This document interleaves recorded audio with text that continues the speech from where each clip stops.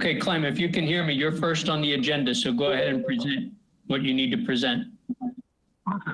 Now, after the ability to sell my boat and my business, but the bill has to come with it. Clem, let me interrupt you. You're not clear. Marilyn was much more clear than you, for whatever reason. Now let me move this away. Can you hear me now, John? That's better. Okay, I'll keep going.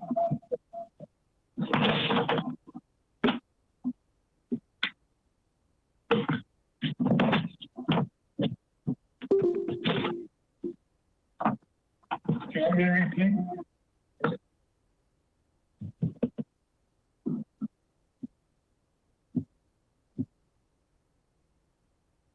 Marilyn or Clem, go ahead. Okay, I'm here. Can you hear me?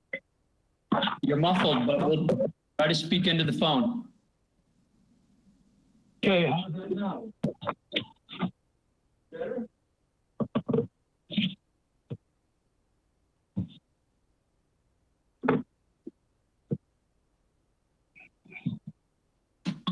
The landline, not this, not the iPhone. Marilyn? Honey, come here for a minute.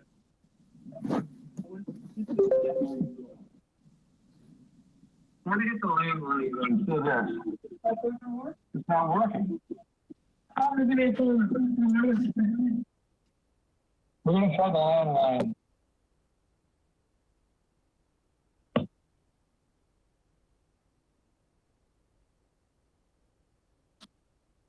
John, I just don't think this is fair. It's not good for the engineers. Mary said she can reschedule it immediately, but I'd hate to put all these people at length again, but the best you can do is tomorrow. I'm on the landline now. Does this sound better? Yeah, no digits, just real. John, Matt, this is Mary. Hi, Mary. Hi, if you need to continue the meeting, you can continue the meeting, but you need to do it to a date and time certain. Otherwise, you'd have to repost the whole meeting. So just want to make sure that you understand that if you're if you're closing. Yeah, okay? Thank you. Yeah.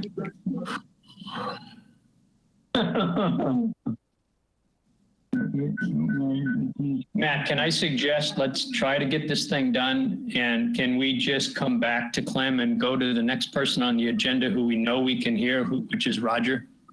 I like your suggestion, and we'll give them every bit of leeway we can. We'll come back to Clem. Yes, let's move on to the second item.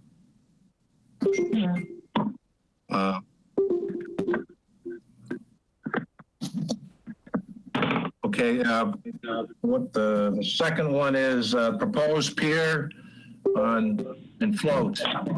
Oliver Cox.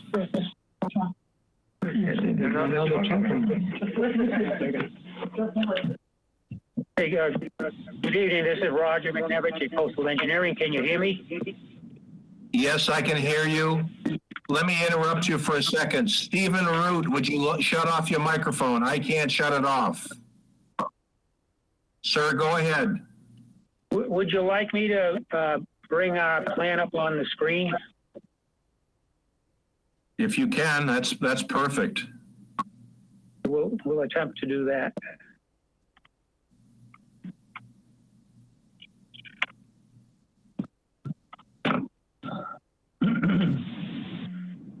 Cool. That works. You see it? Yeah, I can see it. Can everyone see the plan? Okay, this project is for a relatively small pier, short pier. We have very good site conditions here. We have very deep water very quickly. And we have no trouble meeting criteria of setback to property lines and adjacent pier. We officially proposed this back in February. We did a filing in February for a March 18th hearing, although we didn't get make it to the hearing because of the COVID-19 pandemic. On the 13th, I met John Rendon at the site. We had... Hey, Marilyn? Yeah. On the 13th, I met John Rendon, and we had previously set out 2 pipes that represented the seaward corners of the float. John reviewed that with me, and he suggested that we look to and also move it even further away from the neighbor's dock located upriver to the northeast. We did both of those things, revised the plan now, and it's a very short pier. It's only a 14-foot long pier. We have a 20-foot ramp and a 8x10, 2 8x10 floats. Can you hear me? It's relatively straightforward. There is no salt marsh.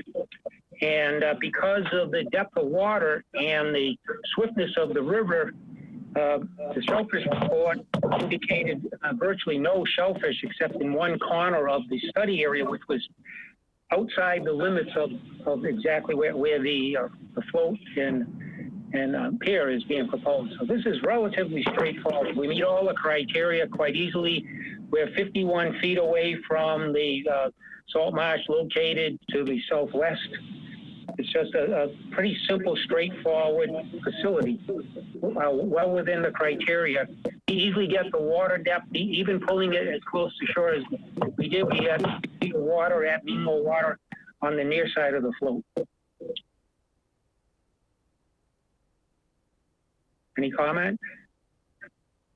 John, what is whatever you've got.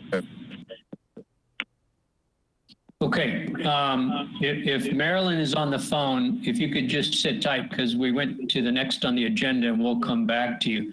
Regarding this, John, yes? He's going to go down to Jackson. Someone's on his way down to the ferry ticket, please. Okay. Yeah, I'll continue here. Regarding this project, like Roger said, I did do the site visit with him, made a couple of suggestions, which he implemented in his revised plan from the initial one that he proposed.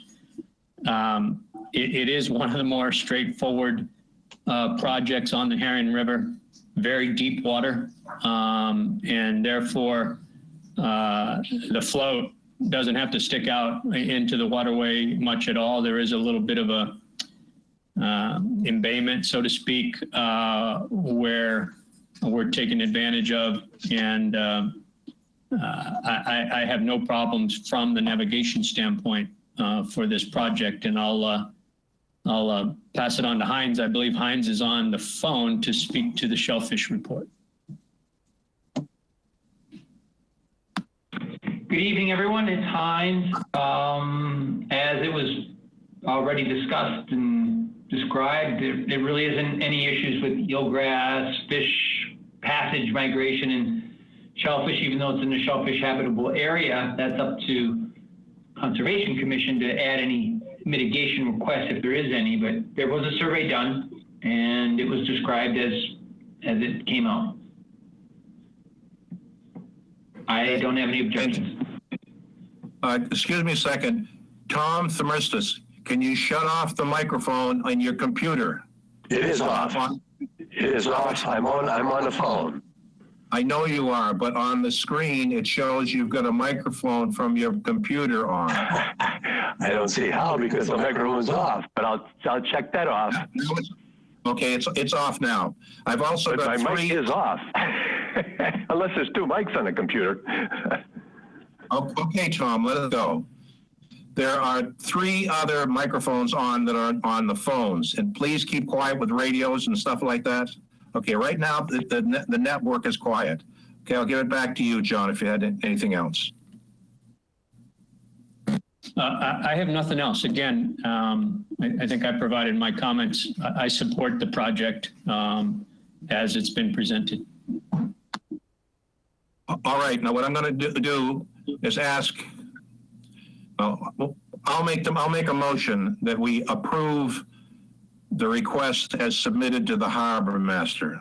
I need a second, and then we've got to first vote with hands, and then I've got to get a vote from the people that are on phones. Can I get a second for the motion of approving the application as submitted to the harbor master? I'll second that. Who was that? This is Roger. Okay, Roger, thank you. Okay, we have a motion that's been made and seconded. Okay, now those of you that have cameras, I'm going to first say all those in favor to raise their right hand next to your head so I can see you. 1, 2, 3, 4, 5. Okay, it's unanimous on that point. Now, the people that are on the telephone, which would be, well, Jay is here now, aren't you? Oh.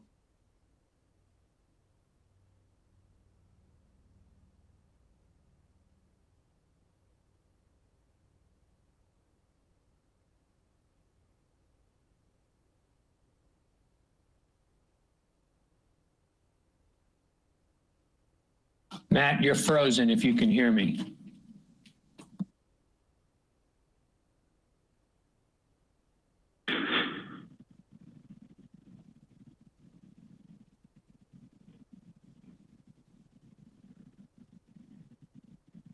Okay, because the next we go to is the proposed elevated walkway and landing on Wawatusi.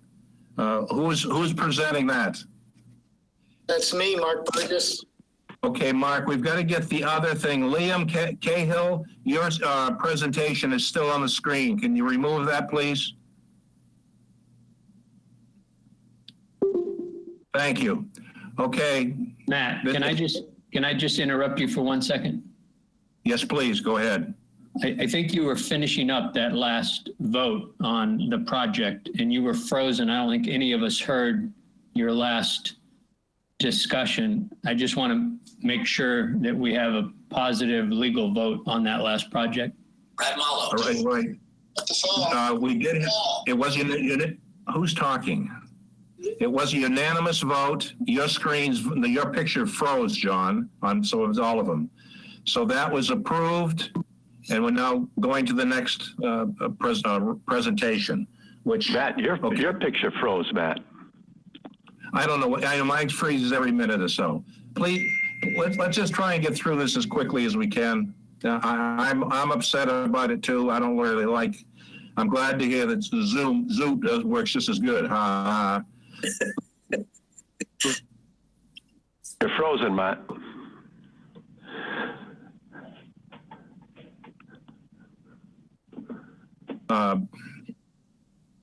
Can you hear me? Yes. John, can you get him to proceed? I don't know what's going on. Okay, so we're going to the next John, project. Can you hear me, John? I can hear you, and let's. Yeah, I'll direct this next one. Mark Burgess, I think you're up for the project at Wawatasi. If you can put up the plan, if you have the ability to. If not, you can speak to it. Okay, so you can hear me okay? I can hear you fine. Good. All right, let me try to share my screen and see what happens. I haven't actually done this before.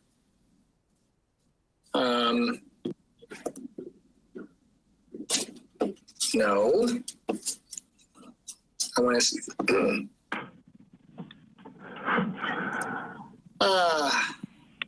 That's the one part I'm lacking in the technology of all of this. So it says I'm sharing the screen. Can you see a plan up there? Mark, it's up. Yes. Oh, okay, good. And you can see my mouse? Yes. Okay, so what that does, it turns off my other video. Okay, so this is an elevated walkway over a salt marsh. The walkway is approximately, how long is it? I don't even know if I had that on the plan. Let's see. 117 feet, give or take. So, oh no, I'm sorry, it's not even that long. Just a minute. I have the wrong plan in front of me. Sorry. Your plan says 101 feet. Yes. Yeah, I had the wrong one though. Okay, so the idea here is they just want to gain safe access over the marsh without trampling it. The elevated walkway ends with stairs down to the beach with a fixed platform, and they're big paddle boarders and kayakers and such. So this is not a dock. There's no dredging proposed. There was a shellfish survey performed in case you were interested about what was on the beach. What? What was that? Keep going, Mark. Just okay. So there was a shellfish survey which I issued with it. Continue. You can tell by the diagram that any shellfish that are on the beach are seaward of where the platform is located. The idea here is that they can walk over the marsh and then have steps down to a fixed platform that at high tide, they would be able to step on the platform and launch their paddle boards. At low tide, since it's on the beach, they would walk down the stairs that are off to the left, and they could leave the paddleboard on the platform and then pick it up and carry it to wherever the water was. So again, not a dock, an elevated walkway to the edge of the marsh. It keeps them from trampling the marsh. It keeps them from dragging kayaks and paddleboards over the marsh. And it joins up to an existing access path that's already there. It's a monopile design, so there's a minimal amount of piles, and it's at the right height over the marsh to avoid degradation of the marsh. We do have some kayak racks, as you can see on the lower right-hand corner of the plan. So the racks are going to be on both sides of the pier, but that's not over marsh. It's just over like regular vegetation, if you will. That's really it. So I'm gonna leave it to ask questions.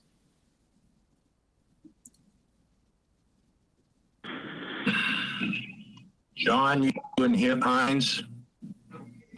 okay, I'll go first. So initially, the initial proposal coming from Mark was looking at a dock with a float, and we had some discussion. I don't think it ever went to a formal proposal or design, frankly.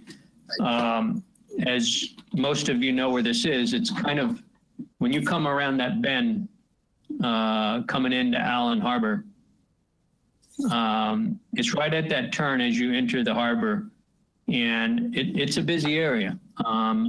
If you know, there's moorings on that right side as you're heading in after you round that corner of the marsh area.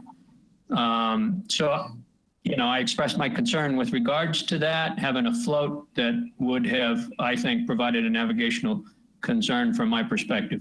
So on his own accord, and the property owner came up with this design to strictly put a platform that doesn't stick out much, very far at all past the mean high water mark. There is a lot of walkway because there's a lot of marsh, but it's not extending much beyond mean high. So I have no concern with regards to the platform that they're proposing. I don't think it requires or presents a need for us to alter the mooring field that exists. And I think it's a pretty straightforward project. So I'll pass it on to Hines, who can speak to the shellfish. Hello, it's Hines. Boy, John did a good job, summarizing that, because I was also there. It's in a difficult position in that bend, but that's going to be up to conservation if they have issue with the platform there. But again, shellfishing, no concern there. There was a survey, I read it over. Yeah, they found some shellfish. There's no surprise to that. It's not a anything I seed in that area. Recreational shellfishermen don't access that part of Allen Harbor. Eelgrass fish passage, nothing to be concerned of there. I'm not opposed to what I read and was looking at. Thank you. Okay, any other comments?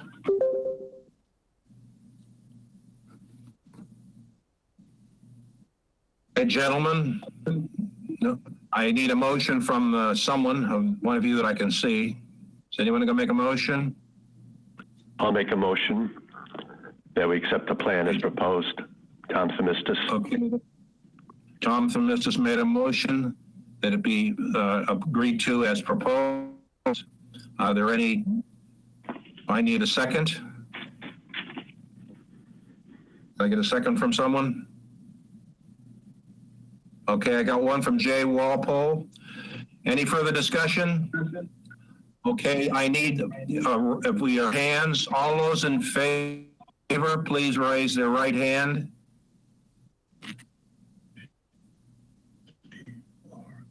Okay, it's unanimous.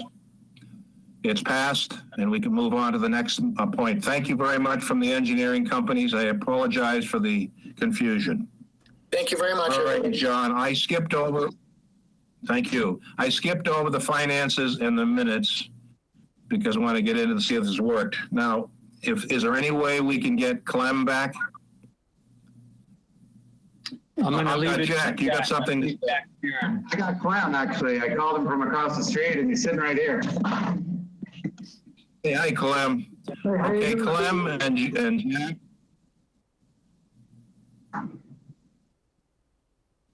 It's all yours, you two. Go ahead. I just want to be clear. Sorry, this is Jack again. I just want to be clear that we're not attending this meeting together. We don't have a alternative plan. Clem just had some technical difficulties, and I'm being a good neighbor. So. Yeah, Jack, thank you very much. Go ahead then, Clem. All right. I bought the acre here in 1970. That's way before some of you guys were even born, if I believe. And we run a very successful business. And a lot of the kids that work with me have gone on to the Merchant Marines. They've gone on to the Coast Guard Academy. But my request here is when my business started, I got a lot of requests. People want to go cod fishing offshore. So I decided to look to get a second boat. And I approached the harbor master. I did have a boat line up. Plus my son was getting his license, so he'd be able to operate. And I was refused the second boat. And the reason the harbor master said is because we impounded the parking problem, the parking situation. So I'm not being very aggressive. I probably should have jumped up and down and been a lawyer at the time, but I didn't. But my request is, since that opportunity was taken away from me, I would like to be able to get in the same playing field as Alan McMullen, who sold his boat and his business.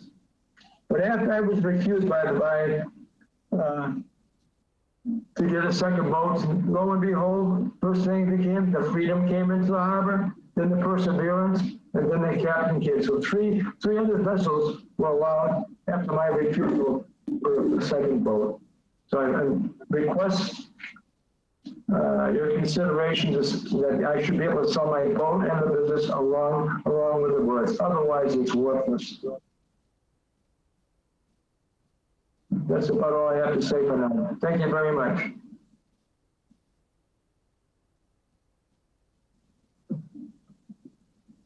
John, I guess your comments are first. You want to say something, Jack? No, I was just making sure we could hear you. Yep. That, I didn't understand the thing that was said. So I'm going to abstain from voting. Okay, that's fine. Let's just proceed the best we can. John, would you please take it from here, and we'll go with Lon.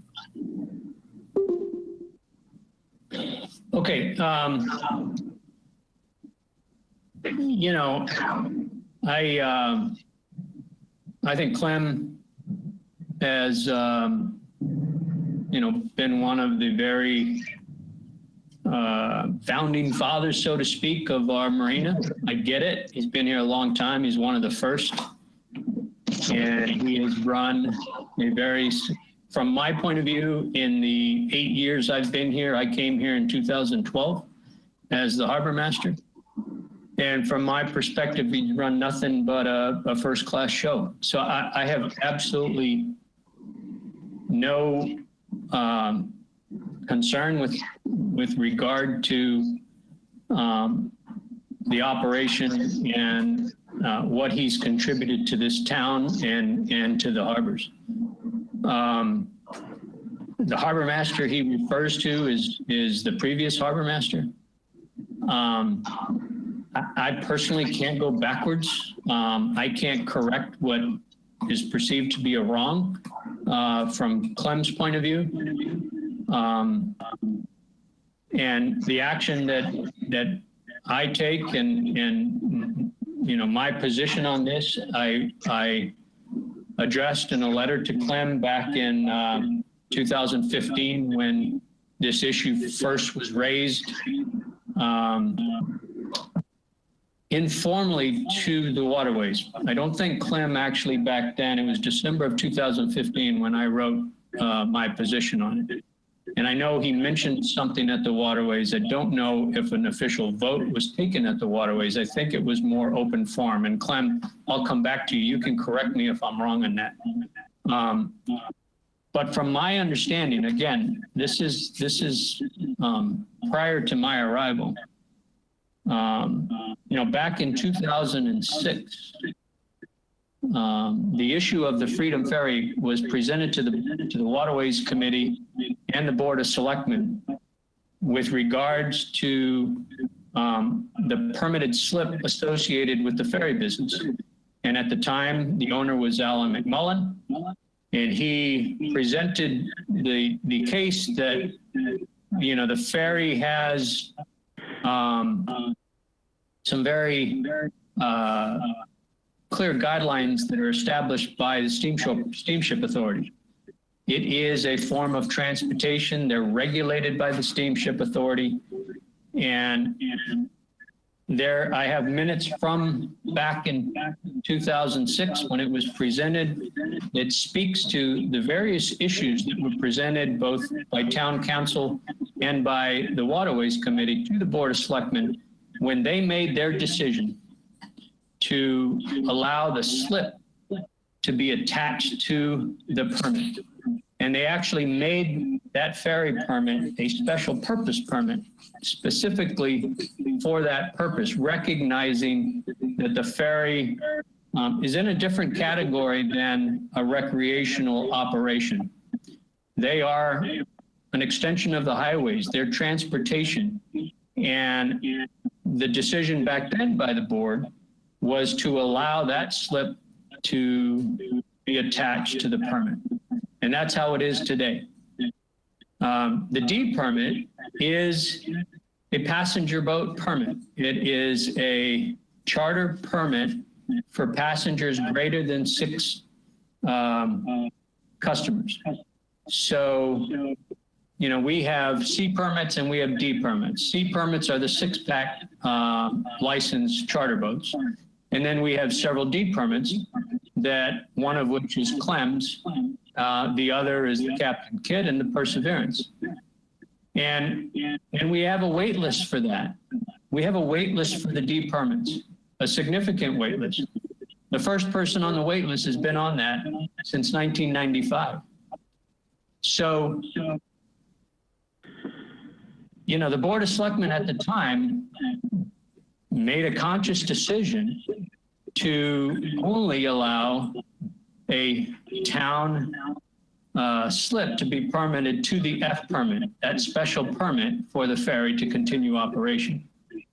And so I see no mechanism to just make this change to allow Clem and the Yankee 2 to now attach that slip to his permit, allowing him to sell his boat along with the slip that he's been using since, you know, years ago. I don't take it lightly. Does it impact his ability to sell his business? Probably.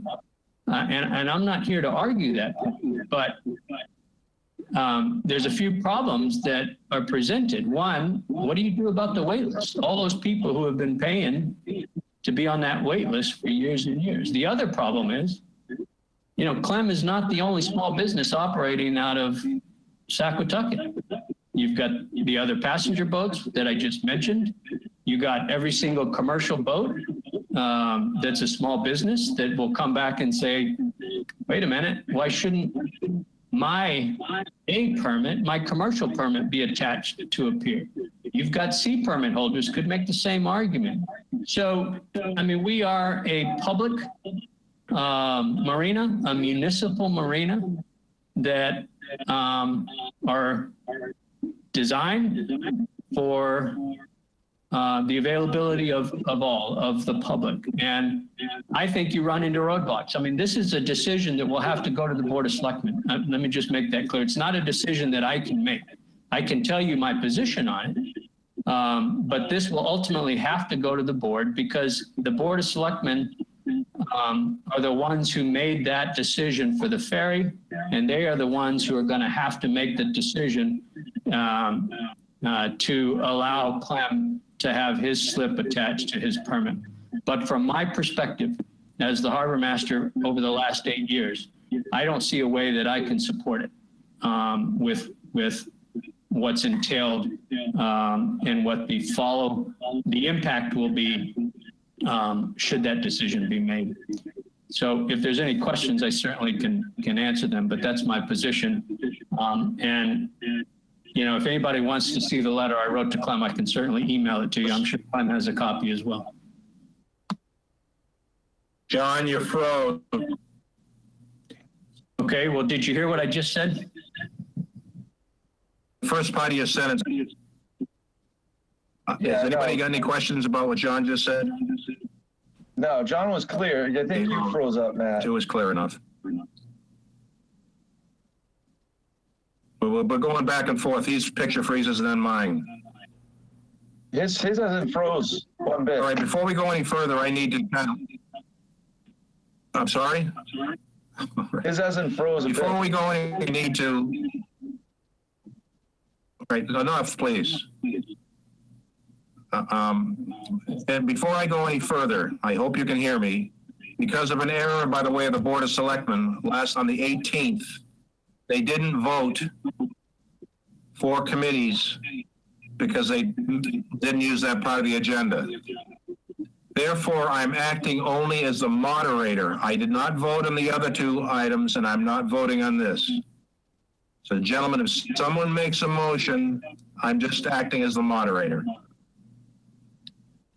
Board of the Waterway Committee, anyone have any comments, please? Hi, John. This is Dan Casey. Can you hear me?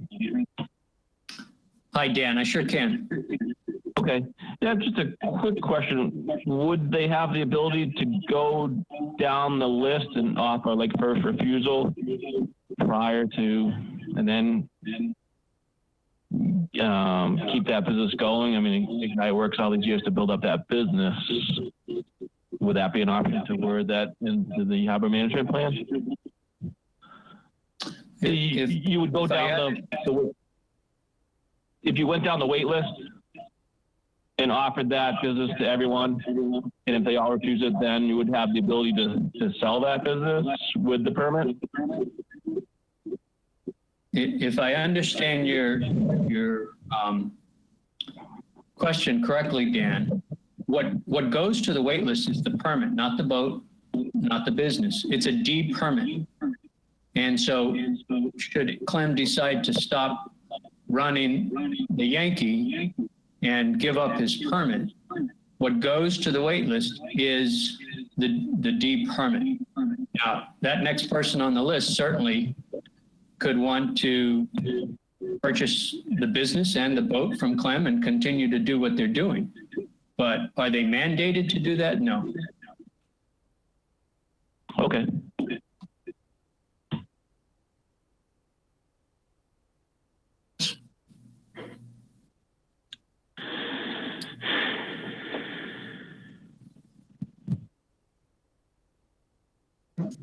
Can I say something right now? Who's talking? Clem. Who said something? Wait a minute. It's me. Okay, Clem. I couldn't tell. I can't. I'm sorry. I did send a letter to everyone on the waiting list last January or February, I don't recall. And I got no response. So I thought I'd let you know that. So everyone on the list was notified that the business was for sale, if that would make any difference.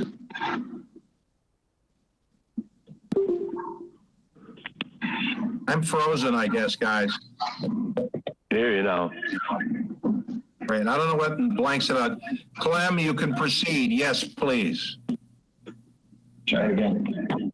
Oh, You sent a letter. I sent a letter to everyone on the waiting list stating that the Yankee was for sale, the boat in the business. No one wrote back any consideration or acknowledgement about showing any interest in buying the business. So I don't know if that makes a difference or not. Thank you.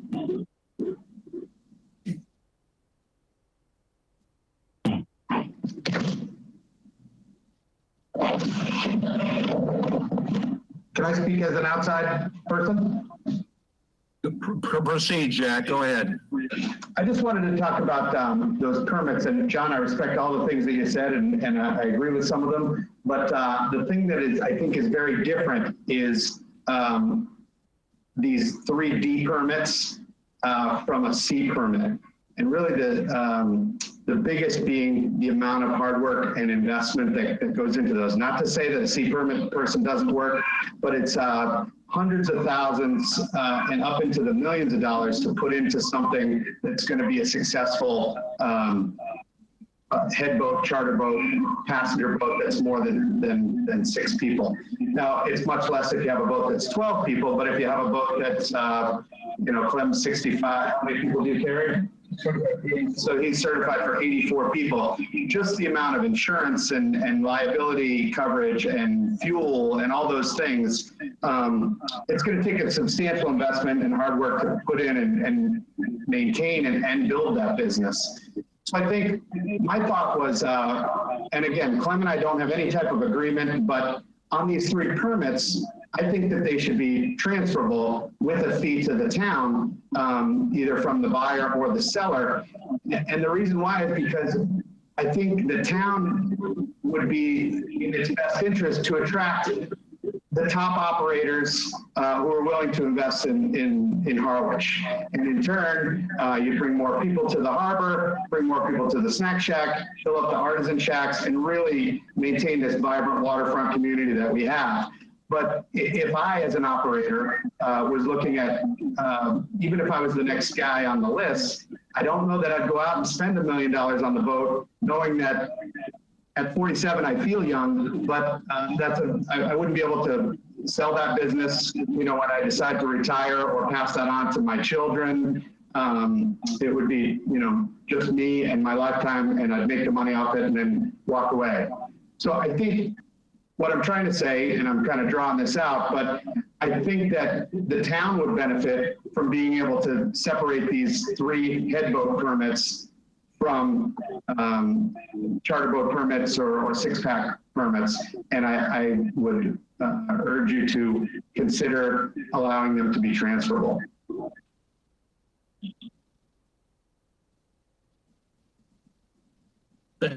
Jay, go ahead. Yeah, hi, this is Jay. Hi, your microphone. Can you hear me? Go ahead. Yes. I see 2 separate issues here. I like what Jack said. I like what Clem said, and I see their points. But I also understand what John said. And the way the rules are regulated or right now written, I have to side with John. But that doesn't mean that Jack's points or that Clem's points aren't valid. From a member of the committee, I have to suggest that we would deny his request, but recommend that he go to the selectmen as the other company has done in the past. That's my personal feeling. I need to support the regulations as they stand. Because I don't want to put John or the town in a conflict by allowing something to happen that could open up a can of worms. And that's how I feel, and I'd be willing to listen to what others feel. I'm going to mute myself now. Anyone else have any comment? Thank you, Jay. I'll make a comment. Any other comments? I'll make a comment. Where is it? One at a time, please. Who said I'll make a comment? I would like Who was Heinz that? Prof. I would like Heinz Prof to make a comment. He just spoke up. Go ahead, Heinz. All right, thank you guys. First, I'd like to start out. I have no, interest, dog in the fight in any way. It's just kind of a bystander for how many years. And as John first stated, Clem has been excellent at the harbor with everything that has transpired with the Yankee and his business. But the way it's laid out, at least presented, within the management plan and that specific type of permit, you bring up Clem right now because he's bringing this forward, and I don't even know who's next on that D permit list, but whoever that person is got on that list with the expectation that it would pay year after year, and when their name came to the top of the list, that they would be offered when it was their turn, when a D permit became available, and there's so few of them. There's something of a value for that person as well as anybody on a wait list as expecting something for what they've paid with over the years. The marina is set up in a certain way with all those different type of permits that are governed by those regulations that govern those permits, and it's not being really it's just being described as how it is now. So that's all that's being brought forward, is how it stands now is the way John described it in his letter and certainly as he just presented. But I think it's difficult to start down that path because of the ramifications that involve anybody else or perhaps moorings or anything else. So take that into consideration when you're thinking about this specific issue, what it also may do in terms of ripple effects. Thank you.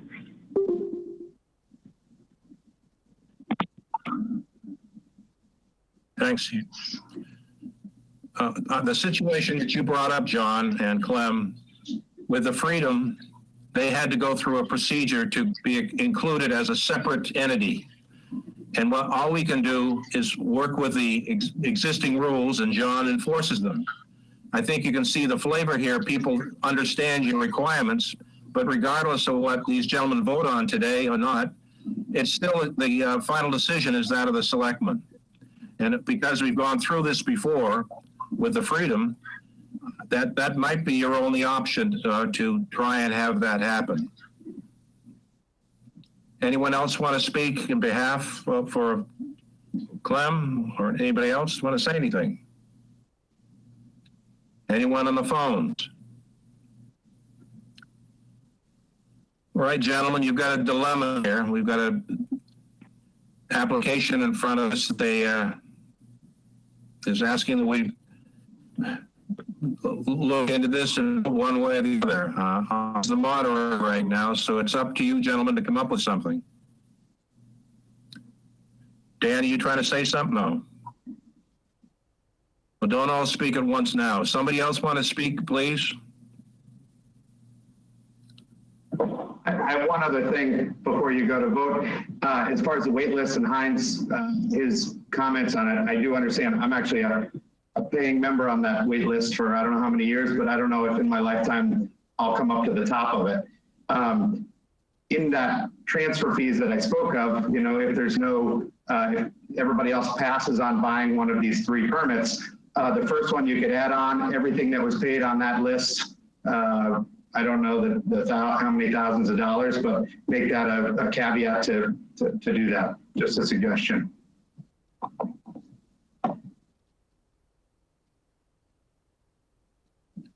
Thank you, Jack. We can't vote because we don't have a motion, or got it. So we're at a stalemate right now. I was just breaking the silence, I guess. Well, if you're not going to come up with a motion, we just have to continue this, and we have to advise the applicant that they have to go before the selectmen. Again, I'm not going to try and put words in your mouth. One of you guys have to come up with a motion. Hey, Matt, this is Dan Casey. I think that should be continued when you can give it some more thought. If I can just speak to that, if I can just speak to that. Go ahead. I've given this a lot of thought. It's been before us back in 2015. I think in fairness to Clem, we should take a position so he can go to the Board of Selectmen and move this thing along. You know, I mean, I think we've presented the issues, but that's my opinion. Well, thank you, John. That's what I'm suggesting. We're leaving it just lying in the water isn't fair. If we have a motion for it, that means that the selectmen will look at that. If we have a motion against it, they also will look at it. I think what we're saying is because of the harbor management plan regulations, we don't have a lot of options. So we have to take that into consideration because we are advisors to the selectmen. We're not rule makers. Matt, can you hear me? Who's speaking? Joe Johnson. Oh, John, go ahead, Joe. Can we make a motion to, because of the current regulations, it's not possible, but they would recommend it go to the selectmen? Does that make any sense? I don't know. Well, if you're cleaning up a little bit, yeah, it's possible. But what we're trying to do is giving Clem and his family the right to go ahead. Is there any restriction on the size of that slip that Clem's in? That say I was on the next one on the list, but I only have a 30-foot boat or a 35-foot boat. You wasted half the slip, you know. John. Almost like making another, like an E-class for something over 65 feet or something. I think I hear you.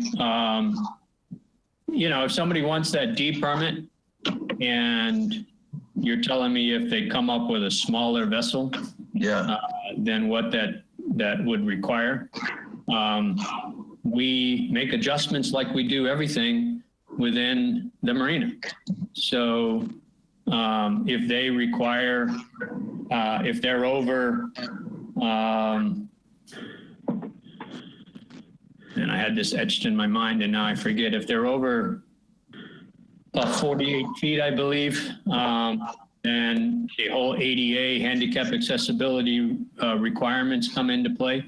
And therefore they would have to be part of that handicap system that we have in place.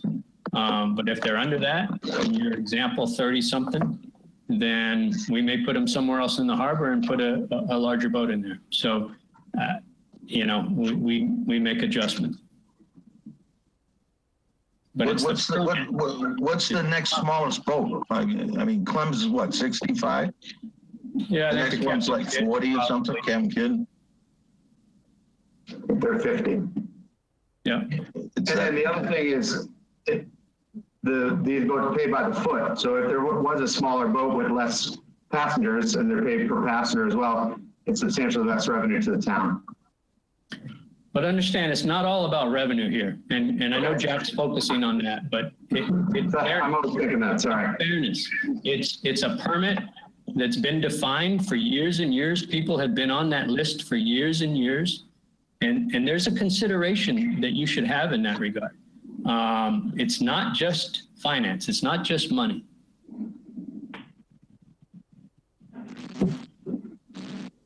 Matt, I'll make a motion to deny the request.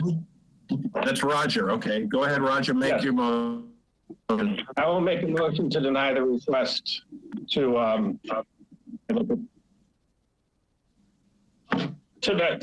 deny the request to change the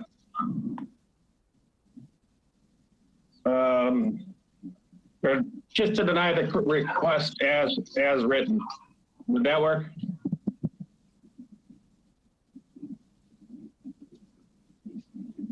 Well, that's kind of, you got to make that a little bit briefer, but what you're saying is you're denying the request because it doesn't follow the harbor management plan.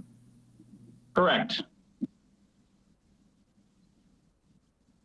Okay, you make the motion. I was just talking to you. You guys are putting me in a funny position. Well, I will make a motion to deny the request because it doesn't follow the harbor management plan. All right, thank you. We have a motion. Do we have a second? Are you doing something, Joe? Joe Johnson, did you raise your hand? Yes, are you seconding the motion? Yeah, I'll Joe second. Johnson, I'll second. Okay, I'm muted. All right. We have a motion that has been made and seconded. That it's denied because it does not conform with the harbor management plan. Any more discussion? All right. Anybody on the phone have any comments? All right, gentlemen. I'm going to ask you again, all those in favor, please raise your hand. Okay, 2, 3, 4. Okay, I see 4 votes. Are there any votes for this on the phone? No. All right, all those not in favor. Now, what did you say something, Tom? I did not vote. And as I said, I'm going to abstain because I didn't hear what Clem had to say initially. Okay. So, Matt, I said yes. Who said that? Dan Casey. Okay, you're voting against or for Dan? I'll vote for because of the harbor management plan. All right. So we have those votes and 1 abstention. Are there any other comments? I'm going to close the hearing. All right, gentlemen. So it's been voted down by the Waterways Committee because it's not in conformity with the harbor management plan. It's nothing personal, but we're following the regulations as the harbor master outlined. We have the votes, and one of those votes is an abstention. All right. Thank you very much. Thank you for your time. Moving along. I'm sorry? Somebody said something, but I don't know who was talking. All right, John, can we move on to the next? Oh, thank you, Jack and Clem. Best of your luck, Clem, with the selectmen. I hope they have a better system to help you on the television. Yeah, I too am in favor of that. Okay, thank you, Jay. I got that. All right, John, do you want to move to the next thing, which is proposed pier ramp old business? Are we going to? Okay, if I can ask Roger to present the Anino project. Roger, you still on? Yes, I'm here, John. We're bringing the site plan up onto the screen here. Be there in a few seconds. In the way of introduction, I'll give a very quick review of the project so far. If you recall, we did make a presentation of this project to the Waterways Committee back in February on the 19th. And prior to the hearing, the morning of the hearing, I met with John out on the site. We had installed the 2 PVC pipes representing the outermost corners of the float. And at that time, our proposal consisted of a pier ramp and float where the float outermost edges would be in violation of the 80-foot maximum allowable length from mean high water to the outermost portion of the facility. And at the hearing later that evening, there was quite a robust discussion by the committee on the idea of granting any variances to the 80-foot maximum allowable. And a decision was made that night that they really the committee felt that they really didn't want to start introducing or granting variances. With that being said, then we also were not able to meet with the shortening of the pier to 80 feet as it required overall length beyond mean high water. We also had to meet the requirement of 2.5 feet of water under all parts of the float at mean low water tide. And so what we did is we restaked the outermost edge, two pipes 10 feet closer. I met John again out at the site on March 13th in preparation for the next upcoming continued hearing. Of course, that hearing itself was then canceled. We did produce a plan, have submitted it to the committee. It's the, you can get it on the screen. Is the plan on the screen? Can you see the plan? Okay. Yes, I can. Okay, this plan represents the dark shaded area, shows the proposed area of dredging that we need to do. If you look down below that, there's a profile of the proposed facility, and the hashed gray area under the float represents the zone of proposed dredging. Dredging must be kept at least 25 feet away from the edge of salt marsh, which is represented on the plan, we're proposing that to maintain that distance. The pier is located along the shoreline, and really the only place that it can be located, if you notice on the site plan, the dark line that goes through the pier represents the mean high water line, and it slightly bumps out towards the river. That's why we chose that location. But also, for other reasons, we need to keep the pier 25 feet off the property line, which we've done. And so that kind of in a nutshell is why we located a proposed pier where we have in the location. And also together with the application, unfortunately, we do need to do some dredging. And this project had the benefit of having Pam Newbert, specialist, to do a shellfish survey, and she also does a sediment survey. And her shellfish suitability site report includes that information. What the report does reveal, and we show it on this plan, that the vast majority of the proposed dredging is in an area that consists of anoxic muds. Her report did show some shellfish, but minimal amount, and I'm sure Heinz can relate to that and talk further on that. We went over that at the initial hearing back in February. Kind of in a nutshell, that's kind of what this project's all about. We've designed the pier so to minimize the amount of piles in the salt marsh. The salt marsh is 25 feet wide. We've got extra long spans between pile beds, 26 feet, robust design. The pier will have to be designed as trusses between the pile beds. Results in only two piles need to be located in the salt marsh. So that's kind of a quick overview of everything. We're at least 100 feet away from the identified moorings. The closest moorings about 52 feet away, and that in fact is the mooring that the property owner, Dr. Anino, has his boat moored on. It's the closest mooring out in front of the proposed location of this pier facility.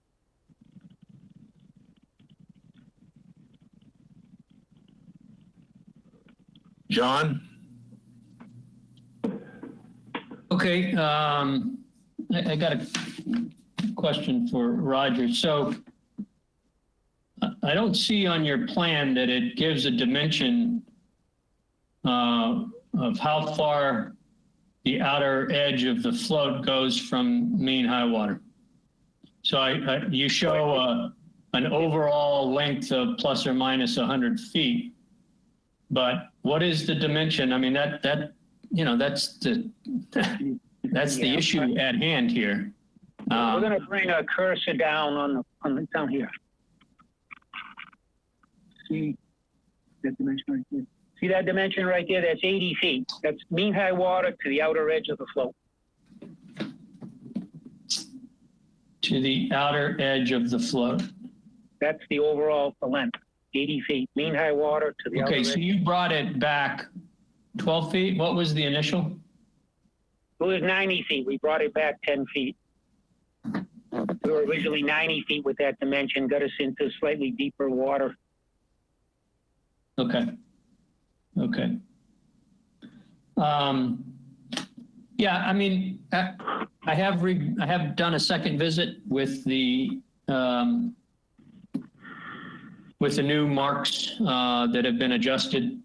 You know, as I outlined in a letter that I sent on the initial request, it's an area that can be challenging. It's right before the bridge where you got, you know, people, two directions coming and going underneath that bridge. Obviously, you have some strong currents. And we do have some moorings in there. I think I don't see those as being an issue now.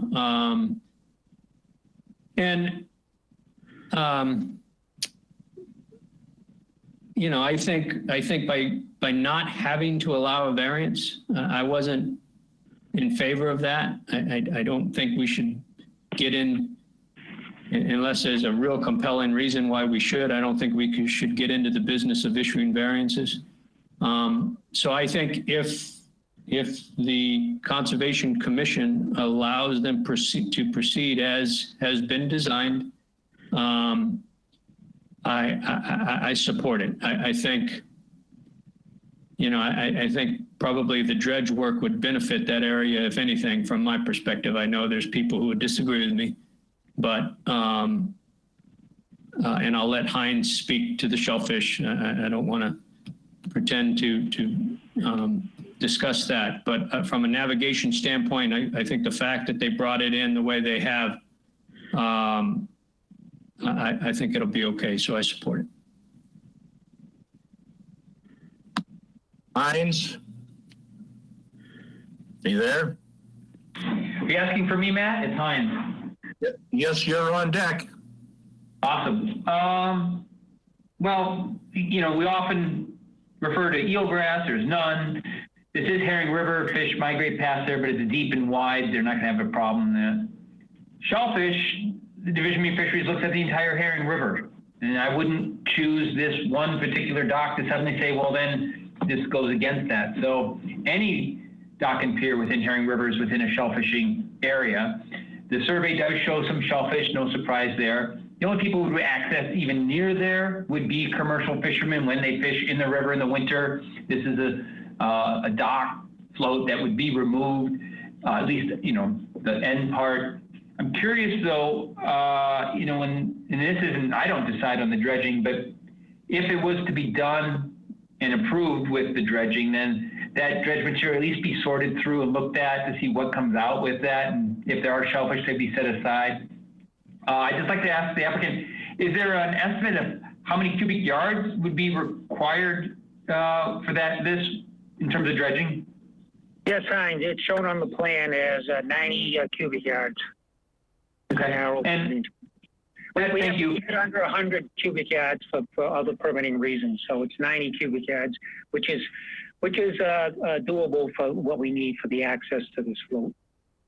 Thank you. I just wanted that to be, you know, for the whole committee to hear. And again, you know, it'll be up to the Conservation Committee, and they have a mixed, you know, response to that. It's almost like dredge to them sometimes it comes across as a four-letter word. And I think in some conditions, the material that's removed is just, you know, anoxic sludge, and I couldn't see it harming by being removed. So I'm done now. Thanks. I'm not opposed to it.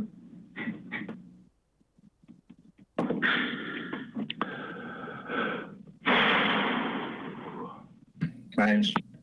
Any other comments?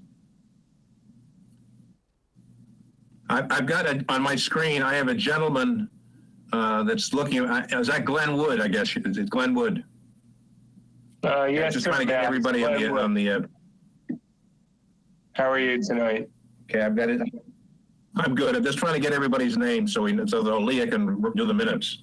Yeah, I'm counsel for the applicant.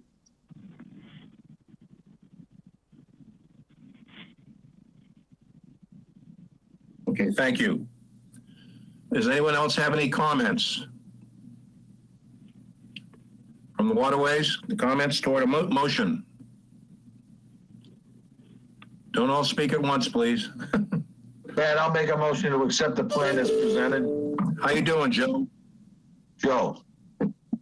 Okay, we have a motion to accept. I got you, Joe. Joe, accept the plan as second. Seconded. Roger, did you raise your hand? Okay, Roger is seconded. Hopefully he's got that. Okay. All right, we have a motion and it's been seconded. All those in favor, please raise your hand. 1, 2, 3, 4, 5. Okay. Anyone on the phone? Aye. Dan Casey. Aye.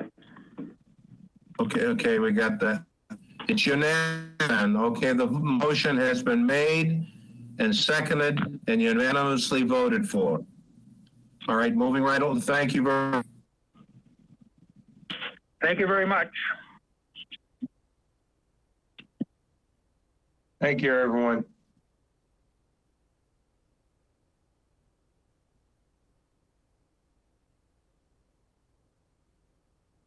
Moving right along.